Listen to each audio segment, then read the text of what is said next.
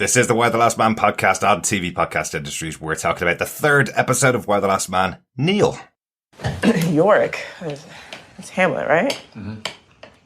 Alas, poor Yorick. Fellow of infinite jest, of most excellent fancy. My dad taught Shakespeare. They named you after a dead clown.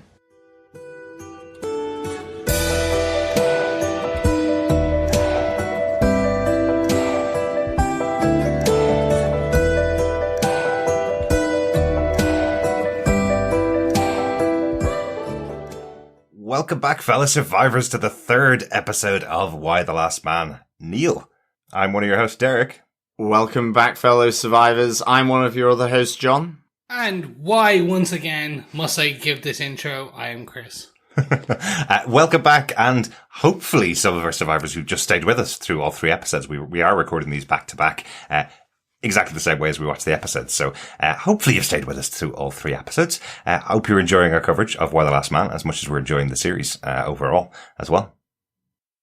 Yes. Do you know a Neil? Have you met a Neil? Why is there such a thing as a Neil? Why are they spelling it Neil, N-E-I-L, and not K-N-E-E-L? Well, it is a person's name. It is the husband of Nora, which took me the whole episode to work out. Yes. as to what his name was, because I didn't notice it when he said his name in the first episode. I think is the only time we saw him alive, and he said his name there. But yes, it seemed like a really obscure name for this episode. But they have picked out pieces of dialogue as each of the titles, I think, so far in each of these episodes. Will we get into our discussion about episode 3, guys? Yes. Let us do it.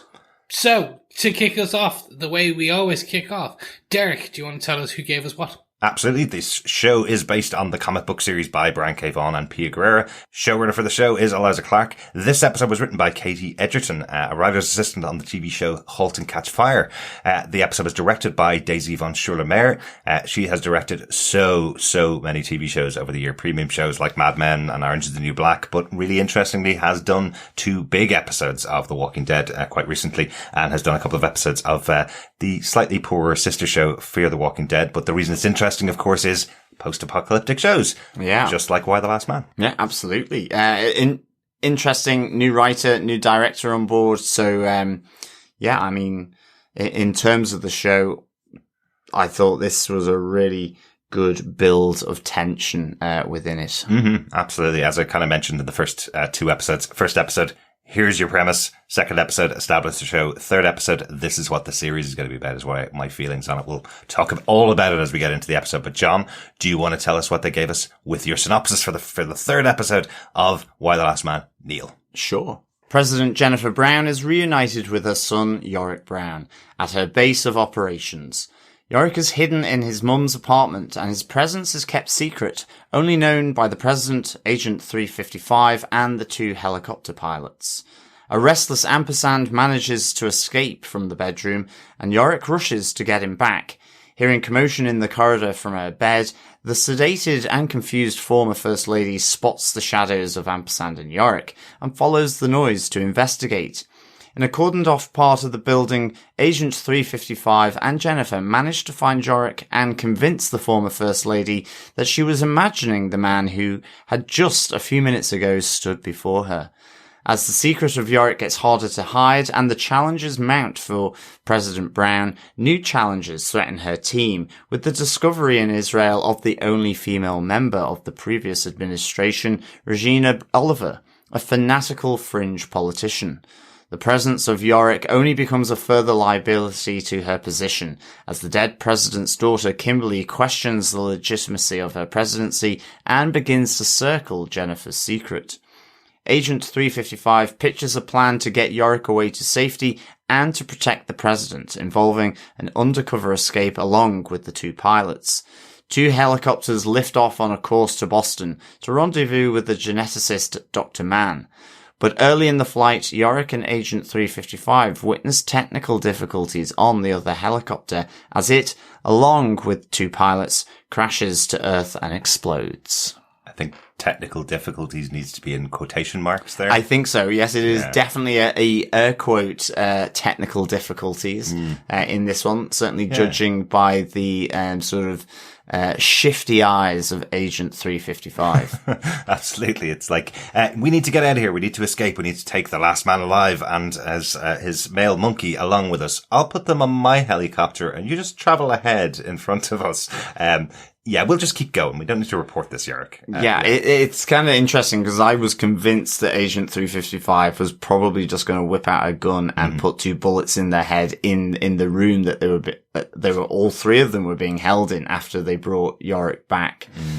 So much easier to explain though, a helicopter crash. Right? Well, that is true. And there's no gun noise and, it does show, strategic restraint on the part of Agent 355, for sure. Absolutely. But I think she got a little bit too nervous, because, in this, one of the helicopter pilots certainly, but both of them, I guess reflect personally these two, the idea of increasing conspiracy and questioning around, just what's happened, why it's happened, and certainly now with just the president's son being brought back, and therein that secret lies the danger for Jennifer Brown. Absolutely. I love them connecting the dots and going, every man on earth is dead except for you, and now you're the president of the United States and your son is alive. I love them just connecting those conspiracy dots. I think that's a really fun moment. But as you say, a really scary moment for 355 as she kind of going, uh-oh, this stuff is building up. If we don't get him out of here, things are going to go bad for us. Oh, like it did in Russia. Exactly, yes. Announcement to the Russian people that all the Russian men in parliament were alive didn't end well for that Russian parliament, apparently. No, it didn't. All contact lost with Russia. And this is the kind of stuff that I'm really enjoying about this episode, particularly is the expansion of this. We've got multiple countries now. We've got an idea of what else is going on in the world. It's not just US-centric. There's other things going on in Israel. The mention of Russia and what's going on in the US. Let's get into our big moments from the episode, talk about the big things that we were interested in from the episode. John, do you want to start this week? Yeah. I have got, I'm titling it Suspicion and Stirring. But primarily, that ending where Kimberly, the daughter of the now dead president, and Jennifer Brown are stood in front of the wall of the fallen with all the, the photos that could be cobbled together from the new administration in this compound.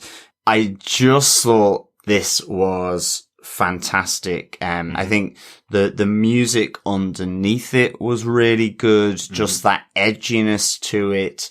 I think it reflected the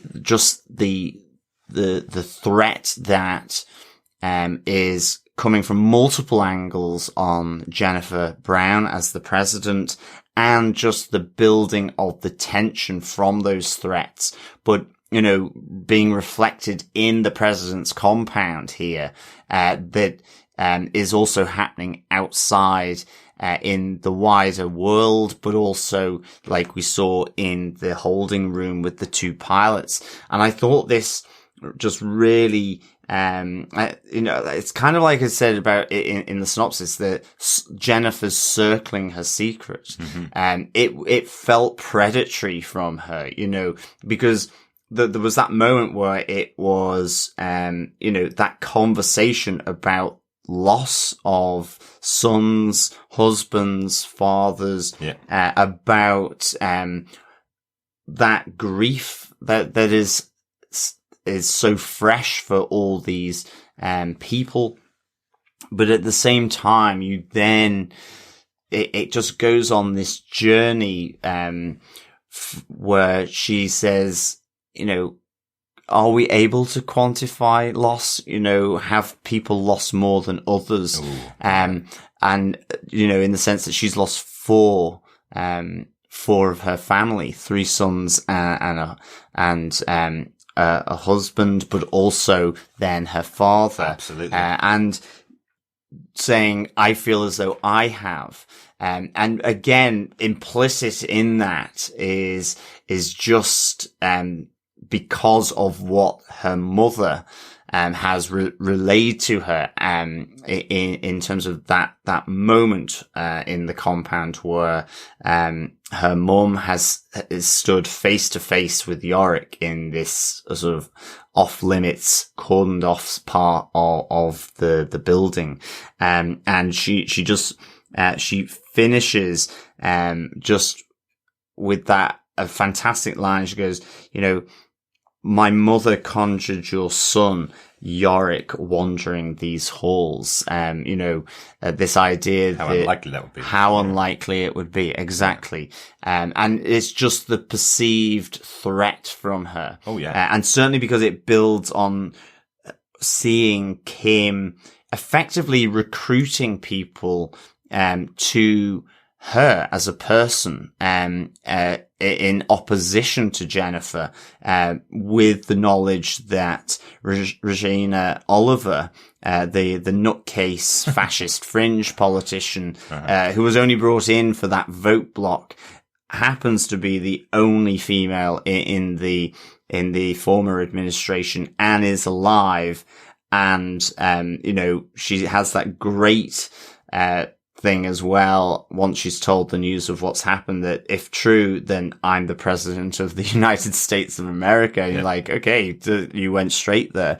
And it's the first thing she says. Yeah, exactly. As she wakes up. But I do love that it's said with this raspy voice of a woman who hasn't drank any water for these 2 or 3 months now, isn't it? Since the. But she knows what she wants and she's going to get it. I just as an aside, I really like the fact that then the people in the current administration doing, their day to day is like, not a chance in hell. We cannot have this person, as president of the USA. Effectively they give her the thumbs down. Yeah, I love they're even going, even when we get her up to speed, she won't be able to do this job and it'll take her months to get up to speed and we need to do things right now, keep going the way we're going. But, this is really interesting, and this is a really good treatment of a very minor storyline in the comic books. I'm sure you guys remember this from reading the comics, this idea of, President Brown, ascending to the presidency and all the wives of the senators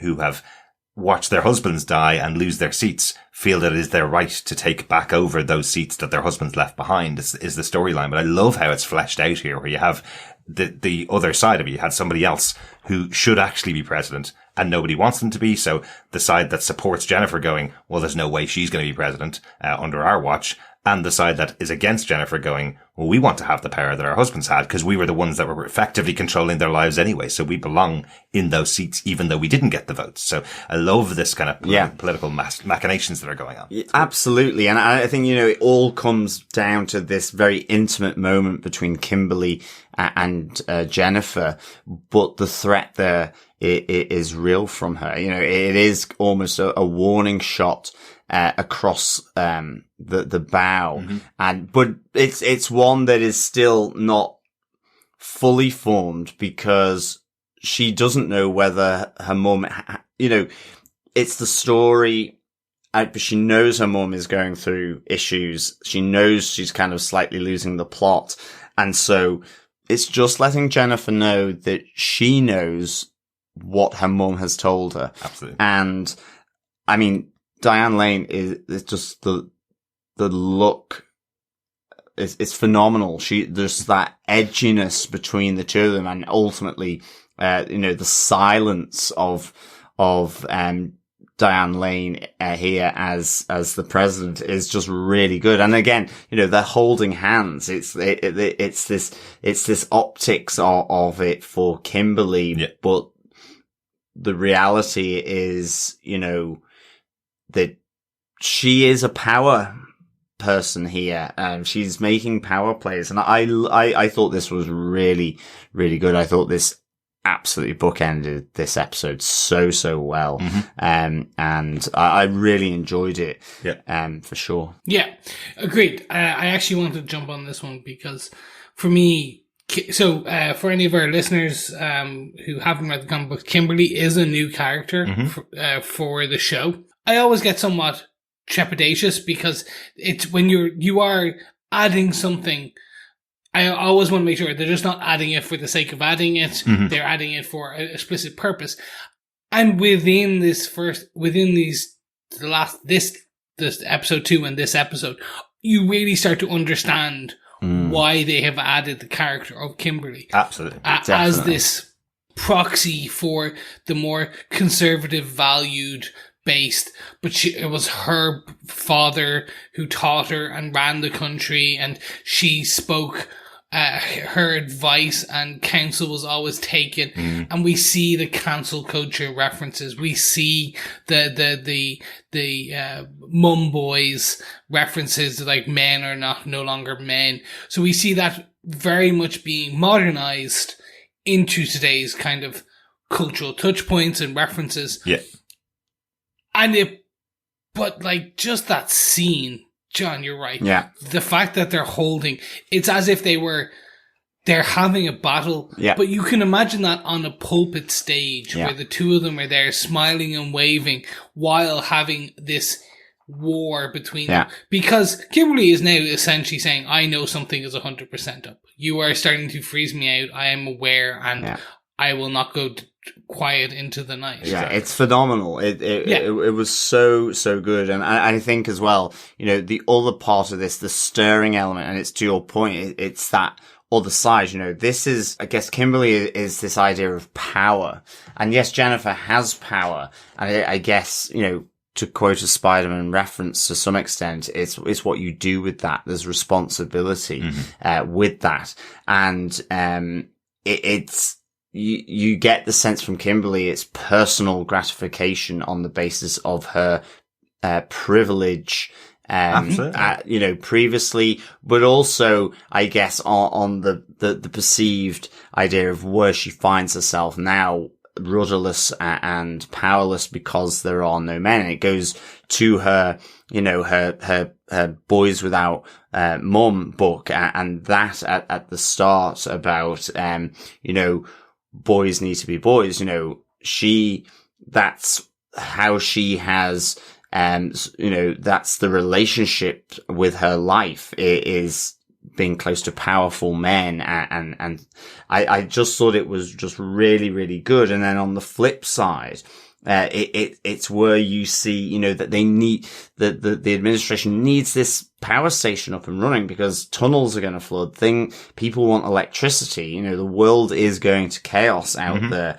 And, the engineer that can fix the power plant, doesn't want to do it because she's exhausted in terms of emotionally. She can't face it. She's lost people herself. And I just thought, it contrasted with that other element of using the power to help other people. We saw that at the start, the beginnings of this in a sense with, Jennifer saying to Kimberly, we're just trying to do stuff to survive the present. I just thought that this speech, to the engineer, Mrs. Jacobs was just really good. It felt like a rallying cry to the people around the table in her administration, to this woman, the engineer who ultimately understands and commits herself to helping the administration, and to try and, fix this power plant. And I just thought it was, that really, interesting sort of kind of opposite or other power dynamic. And I guess ultimately,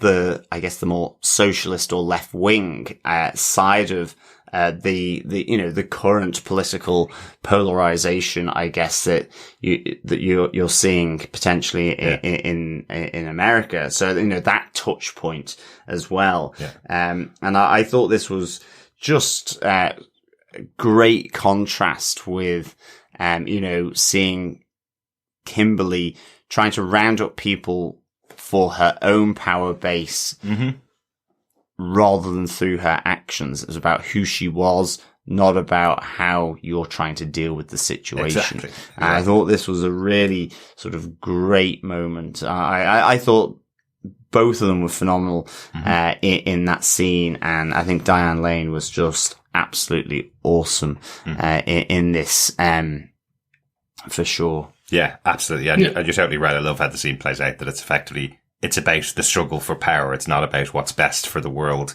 It's that Kimberly's lost everything and all the power that she used to have by having the ear of the president, effectively. She's struggling to get back up there, even though there's so much great progress in what needs to be done to help people that are dying, people that will die, if all these things won't be fixed. And that's what Jennifer's focused on. It plays out really well on the scene. Yes, 100%. And I don't think it's the end of it. I think there's lots more of that to come in the show, and I'm glad they're expanding that storyline, because it did feel like a few pages in the comic book that led into a bigger standoff between the two factions, I suppose we'll say. But it's great that they're expanding that, because it's really important. There's lots that needs to go on in Washington and the center of government for the US. So I'm glad they're expanding that storyline. Agreed. And I'm very interested to see episode 4 when we see more from Regina Oliver, the Marjorie Taylor Greene proxy, which is definitely going to be an interesting piece. As an outsider from a non-US citizen, this is definitely one that I will be watching with great gusto. Absolutely, because I do feel, just quickly, I feel Kimberly probably would agree with Yorick, where he says, my mum won the apocalypse, which is a great line. I guess that's how she's seeing it, as winners and losers, not as, well, survivors. We're all in the same situation, and we actually have to try and get back to some kind of normalcy, because, I think that's a great line from Yorick. It really is. It really is. That's a great point, John. What about yourself, Chris? What's your point for the episode? So very, very interestingly, my point is Yorick and more ampersand. The night walk. My God, he needs to get a leash on that monkey. Yes. Like, just even a baby harness leash. One of those ones that just go over its shoulders and stop kids walking into traffic. Just get that for your monkey, Yorick. Come on. Yeah, it's a highly trained animal as well. It seems to be able to open doors and everything. So, but does not come back when called. Yeah. It might have been okay when it was in his apartment. He could just hold up a treat and call him back, but we've seen it a few times now that Ampersand will just walk away whenever he's left alone and whenever he's curious, basically. Yeah. Curious George proved how curious monkeys can be. So I found this very exacerbating, because it is the second week in a row where, based on Ampersand, we see Yorick get into kerfuffles. And it was, I suppose it is a returning and a continuing theme throughout the comic books. Yeah, I was about to say, Chris is jumping off on episode 4, because it's probably going to happen quite a few times again. Yeah, exactly. No. So, it's just more, you need to understand that. And it was basically through, actually, we talked about this off air. It's through that reminder and the understanding that once you accept that, yes, this will happen quite a lot, because Ampersand is the catalyst for a lot of these events, be it, and it always just essentially, the writers used Ampersand essentially as that plot point. It's like, and we add a curious monkey and everything goes to hell. Yay! Yeah. It was just always that way to move the story forward. And that's what it does. And I needed to remember that, because I found it difficult, because it is that you're like, he's been told to stay in there, don't do anything silly. And then he goes wandering around the Pentagon, and you're like, oh, come on. And that kind of then leads into Yorick as a character. So I had initially spoken to Derek, we were chatting off air about this. It was always this, I found this so strange, because it's been about 6 years since I've kind of did my last run through of Why the Last Man, probably. And the character I have in my head, which is probably the character by the end of the series, is very different from the character at the beginning of this season, of this series, because there is a whole, well, there's nostalgia, my own personal nostalgia, there, and the rose-colored glasses I have on it, but also there is that it is the character at the end of a journey. So it's Bilbo Baggins and Frodo are very different characters by the end of The Lord of the Rings and The Hobbit than they are at the very beginning. Yeah, exactly. So, but if you were to watch the very first Lord of the Rings and think about how Frodo was acting at the beginning versus the end, there is this juxtaposition that is just very jarring. Yeah. And I had that initially. I was like, why is this character? He's when he's being told that he has to help try and save the world, he's kind of being, and all he wants to do, and he calls it out. He goes, I want to be selfish. Just let me be. Let me go find my fiance, which technically she's not, but we'll get to that later. That whole aspect, and you're like, this character is, why is he the last man? Absolutely. And that is the fun. So it's getting through that. And I talked to you about it. I've talked to my wife about it. And it is the why, beyond him being Yorick and a tragic hero, beyond him being the last man and his journey there, beyond him, why is he the last man? Like, how does he survive this? Like, because he technically shouldn't. We've had twice now in the course of 2 episodes, where actually 3 technically across each episode, he has nearly been taken out. Once by a helicopter, once by the laundrette, and once by essentially walking around the Pentagon. By the way, the security of the Pentagon's pretty shit at the moment. I'm just going to put that out there. Hardly any of the security team are there, Chris. Absolutely. Remember, it's a very small security force, and there was at least one person patrolling the hallways. But that's kind of the other thing I was going to say to you, Chris, as well.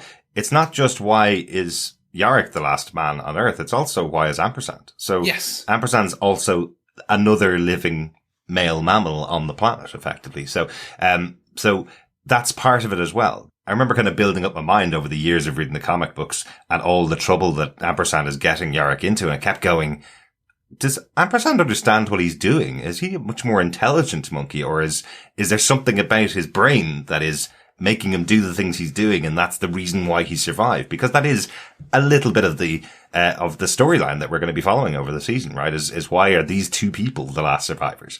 And I think in terms of the development of Yorick, what this does lead Yorick to is, you've already mentioned the Wall of the Fallen, but Yorick's moment at the Wall of the Fallen when he's going past, trying to find Ampersand, when he is confronted with a wall of much more superior human beings that should have survived when he did, is I think a really emotional moment for the character. And I think that does play into the development of who he will become, when he embraces himself, I suppose, as that character. And I think it's really interesting. You know, there are fallen war heroes effectively there, and this kid who is an escapologist, and that's kind of all he's added up to all his whole life.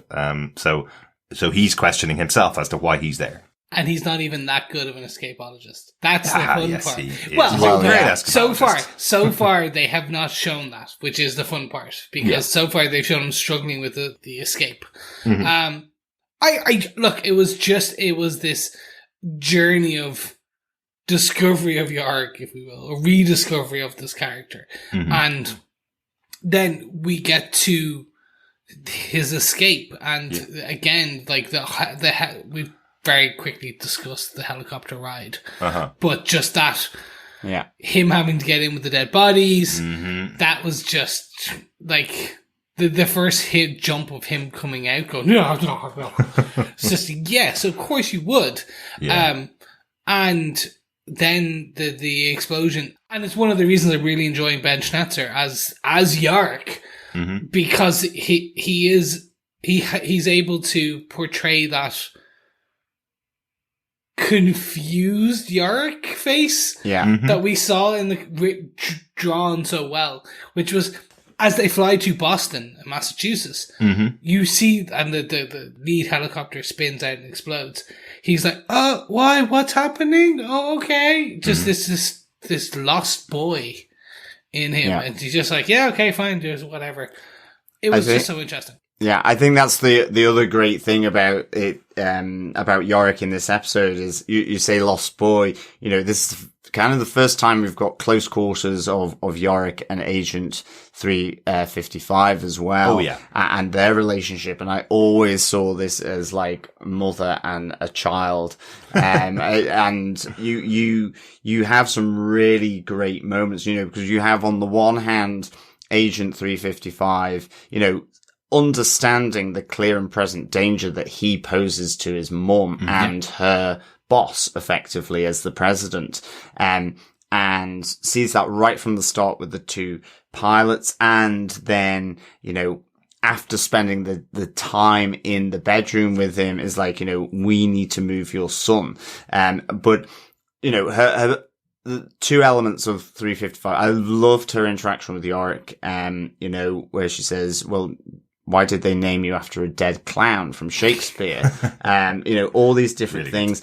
Yeah. The sort of knowing look as he's throwing up the spaghetti down the loo because he's stuffed his face for the first time in ages with a decent meal. I did tell him. Exactly. All this good stuff really from her. But at the same time, I just absolutely loved her reasoning, setting out her reasoning why they need to go to Dr. Alison Mann as the geneticist picked by her, because she was top of her field, but she took a bit of dodgy research money, and so effectively it froze her out of sort of the wider scientific community. Yeah. But before then, she was top of her field, so she's below the radar, and I just loved the 355's reasoning as she's spelling out why effectively they're going to a discredited, disgraced former researcher, and not to someone who was considered to be a creditable researcher at the top of their field, because it's quieter, though less attention, and take politics out of the decision. The decision making should be based on the person that's top of their field, exactly. Not those political things that disqualify her. It was just really good, and to build the pilots into that plan as well. And I think just coming back to Yorick, again, other really interesting character sort of just point is where, he says, I just want to find Beth. I know I should be going to the geneticist. I know, I need to be studied. I know what I should say, he goes, but I want Beth. I want the dinosaur in my playbox, and that's the only thing. Yes, I should be doing the dusting or the hoovering or the house chores that mum has assigned, but actually I just want the dinosaur to play with. And I just thought it was really, I loved this interaction, between Yorick and 355 with the helicopter ride, and the slightly surreal moment on the night walk with him and the former First Lady. Yeah, absolutely. It's really good, really good. I will quickly add that one of the better scenes is the explanation of why he is called Yorick, because there will be people asking Yorick and Hero why. So it is a good quick piece because his dad was an English major. Exactly. Yeah. Exactly. Yeah. Really good. And my favorite scene about Yorick from the episode is after seeing the Wall of the Fallen and approaching his mom and saying to her, "Why is it me? Why is it me? Why couldn't it be any of the other men that are on the Wall of the Fallen, and any of those other men that are more qualified to be in this position?" She says, "Well, it's not them. It's you, and you can do it." And then sends him off. The goodbye to Jennifer Brown from Yorick. And, I mentioned last episode how quickly that came up, that he's been there, and now poof, one episode later, he's gone off in a helicopter and he's off to Boston on the next adventure. So they've only been together for one episode. Yeah. And off he goes. Quick question before we get it, because I'm going to move on to Derek, because I want to hear your main point for this episode. Mm-hmm. So we should point out that you are a massive Walking Dead fan. Yes, I am. Both comic books and TV shows. And one of the key aspects, if I assume, is that we don't know why the zombie apocalypse happened in Walking Dead. That's right, yeah. Yeah. In the comic books of Y the Last Man, we get we do get something. We get somewhat explanation of for Yorick and Prasad and what happened. Yeah. Do you think, and again, we're just talking pure speculation here, do you think they will play with that? Do you think that they will start to give us earlier tidbits throughout, like at the beginning or the end of season 1, to try and help set them up for season 2? Or is it very much going to be a Walking Dead, which is, no, look, we'll get to why Yorick is there at some point. We're never going to talk about why the apocalypse happened, because it has just happened. It is more just, we'll give you an explanation of why Yorick is alive, but we're not going to talk about the larger why it happened. We're just here in the future. I think what's most interesting about Why the Last Man, the comic book, is that those things are explained in the 60-issue comic book. There are reasons there, and some of them are a little bit more obscure than others. Some headlines, I presume, are already out there on comicbook.com as to why is Yorick still alive and why Ampersand is still alive. I'm sure they've given the one-line explanation that I could say right here, but I don't want to ruin it in case they go with the same explanation. But there is a much deeper explanation as to why everything has happened. There is a much more complex explanation that isn't able to be summed up in a paragraph, that has to be told over multiple season storylines to get you to the point of understanding what's going on in this world from built by Brian K. Vaughan and Pia Guerrero. So I really hope they give an explanation. I don't think it's going to be the same explanation as the comic book. There's multiple ways they can go to give a similar feeling as to why these things have happened. But I think because of the nature of how this world works, where people go, I don't care about spoilers, I want to know what happened, and read the synopsis on Wikipedia of what happened in the comic books. Because of this world, I think they'll play with it. And I think they'll do a different version of the storyline. And I think it's quite easy to come up with something similar, but in the same style. Yeah, that's why I get the feeling, based on even just 355 being in the room at the beginning, I get the feeling that there is they will start to play and tweak, temporize it, because of exactly everything you said. But I think they'll start to sprinkle some of that story in towards the end of a season 1, to kind of set the groundwork for season 2, 3, 4, wherever, how far. If you think it's 60 issues, 10 issues a season, maybe that could be the way they do it, or it could be 20 and just play. Yeah, let's hope. I'm really hoping that because it is based on a comic book story that is finished, I'm hoping that we also get a TV show that finishes and gets to its end as well. However many seasons they require to do that. I will mention, I think I mentioned it back in episode 2 or episode 1, this idea that Regina Oliver, the actual president of the US, the now president of the US, it was called out that she was in Israel. And in this episode, we find her in Israel. So that's a pretty big change from the comic book. There was no initial connection with Israel at the start of the comic books. It becomes more important as the comics move on. The people that are there coming to America. But it's really interesting that they've put the actual president of the US sitting in America. That makes them even more important to this storyline, doesn't it? Israel now. Definitely. So I thought that was quite interesting. So I said, watch out for it. We did. We saw that. So that's quite cool. There you go. And it also gives you some kind of scope for the show as well. If they're doing these dropped lines, which they did in the first episode, this, you had to read the subtitles to hear, we've heard a threat from Israel, in the subtitles, which happen just before the president drops in episode 1. If they're feeding that in background noise in the first episode, it does give you an impression that there will be a big development as the show goes on. There are things that are going to be in the background at the moment, or characters that are in the background at the moment that will become bigger and bigger as the show moves on as well. So I like that. I like that that it will build that way as well. So maybe the second time you see it, you might pick up some other stuff, for the future episodes. That would be good. Yeah. But speaking of future episodes, let's get back to this one. Derek, do you want to tell us what your major point is for this episode? I was going to say, speaking of characters that are coming into the TV show and may come into their own in a different way in the future, my major point from this episode is Nora Brady and her daughter and their experience. We kind of sort of mentioned it last episode about Nora, who was a former person in power, going to her former place of work, a place that she had all the power to walk directly to the president's office, and now couldn't even get past the gate, or couldn't even get to sit down with anybody on the inside. We're seeing her story play out really interestingly, I think, where she now goes back to the place that she's been staying with the local mothers in the area who have their kids with them as well, or their daughters with them as well.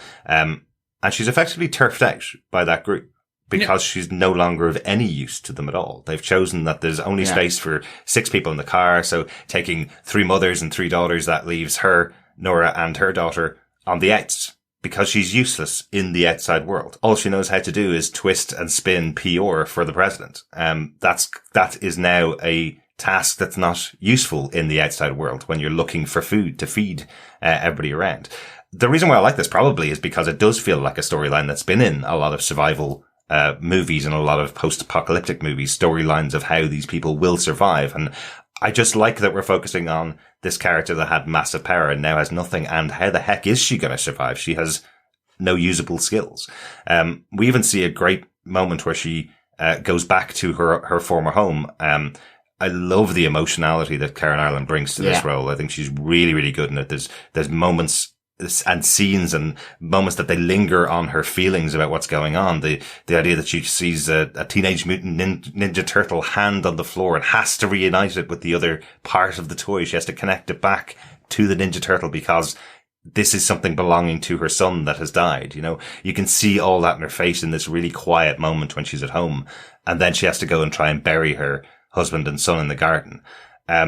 Unlike what we've always seen in movies and TV shows where they have to bury their dead relatives after the apocalypse, it's really difficult to dig 6-foot holes in your back garden. Have you ever tried to plant a rose bush in your back garden and dig, a foot into the garden?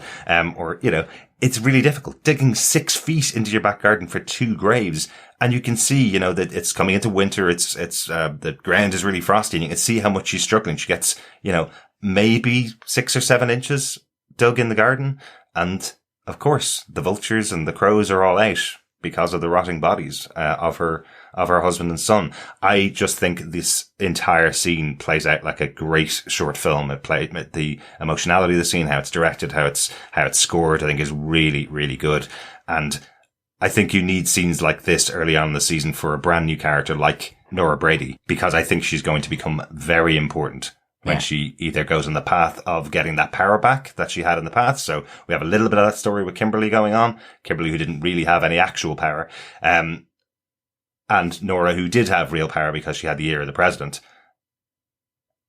And Nora, who did have real power because she was effectively controlling everything the president did and how he was perceived by the world. Will she go that path? Will she join up with Kimberly and the other former wives of the Republicans? Or will she discover that she has abilities she's never tapped into before? Will she become the protective mother of her daughter to keep her daughter alive? I think we will have to watch Nora in the future because I think she's going to be a really interesting character as the show progresses. I mean, I think that's the great thing about this character. I mean, firstly, it is just that harsh side of the fact that, in a sense, she feels that she's been abandoned by her peers in the sense of being turned away last week, but also now abandoned by the group of women who she's housed with. I guess they were just looking about what they could get from her. They don't see any use that she can bring. And so, effectively abandon her. And so it's really harsh. But she's still got a living daughter. Yeah. And it's the tension building up with these experiences that she, is involved with. But her daughter seriously injures herself. And, her first thought is, how did you get a tetanus jab? Yeah. When you went to summer camp last year? Because, there's a real danger she could lose the one, other surviving member of her family. And, you can see that she's frantic about it. And ultimately, all these experiences are going to feed into, I guess, how she reignites her power at some point. I'm guessing at this stage, and unfortunately, even though we've watched the 3 episodes back to back, we haven't seen any more episodes, so we're definitely not going to spoil anything because we don't know what happens with the character. And ultimately at this stage, it's. We're just leaving. So they leave their house and, you have that little brief moment where the radio comes on and it's like a bit of normalcy. Yeah. but the tank's like less than a quarter full. How far are they going to get? What's going to happen? Because, you know, the interesting thing is we hear where Yorick is going in Boston, that is almost a bit out of control, a bit more, it's gone a bit frontier, like really. Yeah. And so, you know, what's she going to find out? She's on the road, with less than a quarter of a tank. So does she have an aim, or is it just, I need to get out of the house? So I thought this was really nicely done, to be honest. Yeah, or help her daughter, of course, just trying to get her daughter to somewhere. Yes, safe. exactly. Yeah, exactly. So, I personally, so far, and I think it's, again, through our discussions, I learned to appreciate more of it. On initial viewing, I had problems with this storyline. Okay. It's just because I've yet to connect with this character. Mm-hmm. Could be because it kind of hits too close to home as a person in comms who has spent years spinning, kind of knowing that in an apocalypse I may be useless. Yeah. Don't worry, a lot of us feel like that, Chris. Yeah, exactly. It's just like, oh, cool, that's me. But I at least can maybe dig a hole. I did that for my tree recently, and that was a good few feet down. So yeah, excellent. That's fine. If you need bodies buried, call Chris. Apparently, yes, exactly. I will not tell people where they are buried. Oh, I'll just dig the hole. Anyway, when you discuss that, there is that possibility for this character. Is she going to go down the Kimberly route? Because that does make sense. That is an understandable route for this character to become the PR machine for Kimberly and this new potential line of succession, kind of this other president. Or do you go the opposite? Does she become the mama bear? And that's an interesting route. That's an interesting story where you have this woman who theoretically is pushed to the brink and the edge and goes beyond. Yeah. So she then becomes, feral is the wrong word, but like Mad Max Furiosa style, where she shaves her head and attacks and comes out with big machetes, and she becomes that. She gets new skills on toast, effectively. Exactly. Yeah. Well, absolutely. Yeah, and you know, you mentioned Walking Dead. You know, that is something that they're dealing with their characters all the time. What if the world that we live in doesn't exist anymore? Who do you become, effectively? So it's something that we've seen multiple times before, and I just wonder if you will need to have at least one character going to there, right? You'll need to have a few characters who change everything completely, because the world that we knew in the past isn't there anymore, right? So it'll be really interesting how they deal with it. I just think Nora is really prime place to have that characterization. She was right there at the start. She was the protective mother at home, making sure her son got the perfect bouncy castle, while dealing with the president's PR problems, balancing it all with a great husband who was also helping out. And now what happens when all that falls apart for her? So I think that's a great storyline to explore in the show. Yeah. I just hope I start to connect with it more. I think that's my problem. I just have a disconnect at this point, but episode 4 can change that. It's going to be one of those ones, season 4, season 5 of this show, and you'll be going, Nora, the best central character of this show. There you go. Outside of ampersand. And played by Marin Ireland, we didn't mention before, but Marin Ireland was played Sissy in Umbrella Academy, which we covered last year, season 2 of Umbrella Academy, and one of the best storylines of the show as well. Really enjoyed her in that show. So great to see her back on TV podcast industry, isn't it? Exactly. Yeah, but absolutely. Gentlemen, with that, I think we're end of our points. So we'll move on to some notes, if you have any. Just one for me. I just really liked the one of the pieces of the conversation between Yorick and Jennifer, where he says to her again in frustration that he's the last man alive, says to Jennifer, surely you found another man. And her response to him is, we found loads of other men, but none with the Y chromosome. Yes. Which is a really good handling of a slight criticism, well, a serious criticism that Y the Last Man seems to have found itself in over the last 20 years. I did mention first episode that I've read them quite recently, and there are some things that do need to change, certainly about the writing, because of how life has progressed and the experience of the writers themselves and the experience of everybody, really. But I would never actually level the book as being a transphobic book, and I'd never level it at the writers as writing things in that are transphobic. But what they do what tends to happen in the book is Yorick finds himself in situations with really bad people with really shitty opinions, basically. And that tends to come across. Those characters tend to be the ones that say really crappy things that wouldn't be there otherwise. But I like that the show is dealing with this the right way. I like that the show has got a trans character in Sam who's with Hero at the moment. We didn't see them this episode. We'll hopefully see them again next episode. But I like that they have those storylines, and I like this being dealt with as part of society the way it should be, in the storyline. I think Brian K. Vaughan was so focused on Yorick and his storyline that he didn't really look at what the wider world, experience was, and tended to look at it through the eyes of pretty dark and evil people a lot of the time. So I don't know. I like that it's being handled this way on the show, and wanted to call it out here in the third episode. Yeah, no, I think so too. And I don't think you can, for me personally, I don't feel you can level a criticism at the comics. And it was actually dealing with a particular situation, at a particular time of when it was written as well. I mean, if it's not something specifically about identity politics, but a lot of things will always touch on that. And, this book was touching certainly in terms of just simply women's rights. And I don't think it's transphobic because of that. I think, it's being brought up to date, ultimately, exactly. With this adaptation of it, from the comics. And it's like we've always said around the Marvel, TV shows and movies that we see. And, I'm incredibly supportive of TV changing the comics as much as them taking the comics and using them. A lot of the time in comic adaptations, it is, and it can be in others like Lord of the Rings, it's a fanatical zeal for purity around the source material.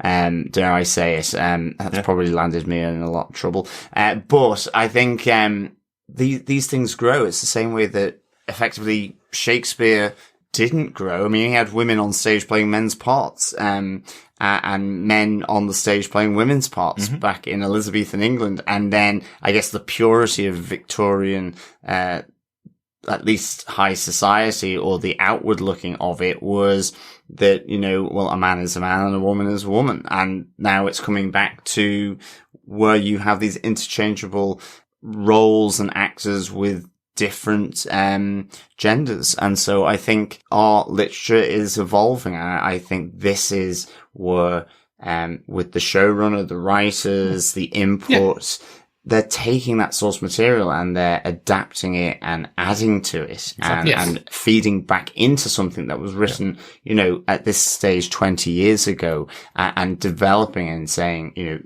there's also this element, because as well, there's, yeah, you're right. It's a focus on Yorick in particular, with, but with the wider situation happening in the society. And it's where Yorick interacts with that, is how the comic book tended to handle it. And one of the things I'll absolutely praise the show for is that it does feel like an ensemble piece. I think I kind of mentioned that last episode as well. It feels like it's an ensemble show with a bunch of really interesting stories going on. I think that's kind of the element of it that I'm really enjoying so far, these 3 episodes. I think, look, we faced something somewhat similar recently with Invincible, where we saw Robert Kirkman, who also did Walking Dead, who had these older comic books and is updating them for TV. In the case of Invincible, he was updating for animation. But even he said, looking back on it, time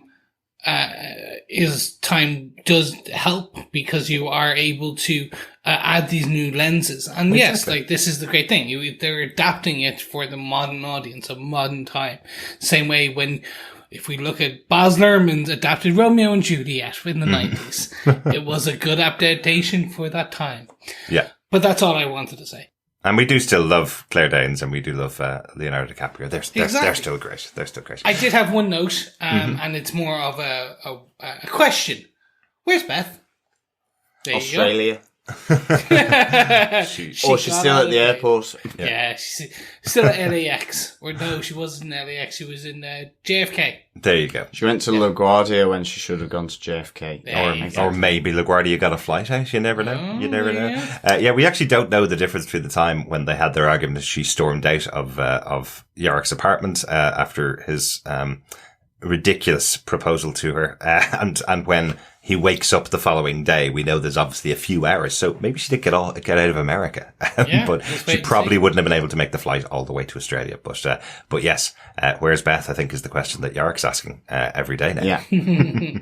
But with that question, that will bring us into episode 4. Gentlemen, what did you think of episode 3? John, take it away. I really enjoyed this. I thought that it was really tense within that compound, and I loved all that, the relationships there with Kimberly, with finding fanatical Regina in Israel, and what that brought to the trials and tribulations. I loved, as well, I thought Diane Lane was absolutely superb in this episode. Mm-hmm. I love the interaction of Yorick with Agent 355. Again, I think Ashley Romans here is just so well cast in this role. I'm loving her playing this character. Mm-hmm. The crazy first lady and her imaginings and how that fed into Kimberly, the explosive helicopter with the wink, wink, nudge, nudge, I guess, ultimately. Yeah. It almost felt like breaking the fourth wall as, Ashley Romans is looking, back to Yorick, but it looks like she's slightly looking at camera with her eyes. I'd say, I did that. It was 355 all along. Yeah, so it was really, really good. I would give this 4 22 dead pilots out of 5. And yeah, really, really enjoyed it. That is also a reference to 21 Pilots, the music group. This is in homage to the 2 pilots that were given a medal and then were blown up, basically. Yeah, that was a bit of a shame, unfortunately. How about you, Chris? What do you think overall this episode? Yeah, this is really kind of starting to bring me back in. After my initial kind of, not hesitation, but the feeling of a slow burn in episode 2, this kind of ramped up the storyline again, gave some aspects that I really enjoyed, some that I'm kind of, initially was kind of less happy with, such as the Nora storyline. Through our discussions, I'm kind of coming around to it. But overall, really enjoyed it. Looking forward to episode 4, and looking to see where we end up at the end of season 1. What about yourself, Derek? Loved this episode. Loved the addition to all the storylines that are going on, the new characters and the storylines that they're getting are really good. But the fact that we have a scene with, I would think, our 2 major characters of the comic book, 355 and Yorick, around the table. And it, of course, ending with him puking in a toilet because he's eaten too much. All that stuff feels like this is right out of the comic book. This is great fun. And we now have our mission. We've finally got to a point where 355 is taking Yorick off to meet Dr. Mann, who I'm really excited to see, hopefully next week. Really excited to see Dr. Mann, and they have their mission. They're away from the capital. That storyline, I'm sure, will continue to play out much more than it did in the comic book. We now have those central characters in the White House, in government, which hopefully we'll see more of than we did in the comic book. And that will be now running as a side by side story to what's going on with 355 and Yorick. So I'm really excited by what this show has set up. And now we're going into the real series now, I suppose, after these 3 episodes. 1 episode once a week from now on. And I'm really looking forward to it. Good stuff. Excellent. If you want to get in contact with us and share your thoughts about the episodes, you can email us to feedback@tvpodcastindustries.com, or you can join us over on our Facebook group at facebook.com/groups/tvpodcastindustries. You can also join us each week for our coverage of Marvel's What If, which comes out Wednesdays on Disney+. And we'll be back with Why the Last Man, episode 4, Karen and Benji, next week. I don't know who Karen and Benji are. I've never heard of those characters. No, I don't. So I'm like, who? So I guess 355 and Yorick will probably meet them in Boston, huh? Yeah, it sounds like a post-apocalyptic new folk group that's been set up. Well, yes, music is still required in the apocalypse. It certainly is. Though? Folk music, is it though? Well, it feels like Sonny and Cher, but Yes. just Karen and Benji. I like it. Thanks so much for joining us. Talk to you next time. Yeah, thank you so much for joining us, fellow survivors. It's great discussing this episode and, of course, the first 3 episodes that we've done back to back. Looking forward to episode 4. We hope you are too. Remember, keep watching, keep listening, and keep surviving. Bye. But Bye.